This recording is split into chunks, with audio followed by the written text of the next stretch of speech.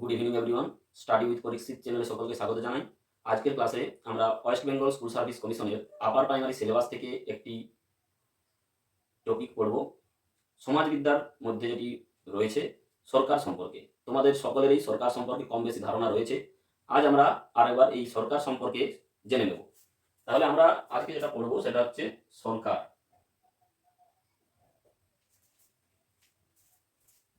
সরকার প্রথমেই আমরা জানি সরকার সম্পর্কে আমাদের সকলেরই কম বেশি ধারণা রয়েছে। সরকারকে আমরা কি বলি? গভর্নমেন্ট বলি।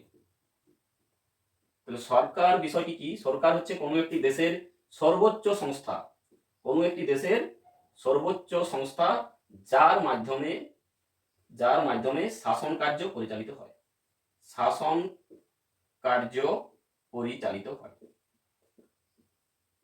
প্রতিটি দেশেরই একটি সরকার রয়েছে এবং সেই সরকার হচ্ছে সেই দেশের সর্বোচ্চ সংস্থা যার মাধ্যমে শাসন কার্য পরিচালিত হয়। এছাড়া সরকারের আরো বেশ কিছু কাজ রয়েছে। সেগুলো হচ্ছে কি? সরকারের সবচেয়ে প্রথম যে প্রধান কাজ সেটা হচ্ছে কি? আইন প্রণয়ন তৈরি করা। আইন প্রণয়ন তৈরি করা। 2 নাম্বার হচ্ছে প্রশাসনিক কাজকর্ম পরিচালনা করা। প্রশাসনিক কাজকর্ম পরিচালনা করা। 3 নাম্বার যে কাজটি সরকারের করতে হয় সেটি হচ্ছে কি? বিবাদ নিষ্পত্তি ও ন্যায় বিচার প্রতিষ্ঠার জন্য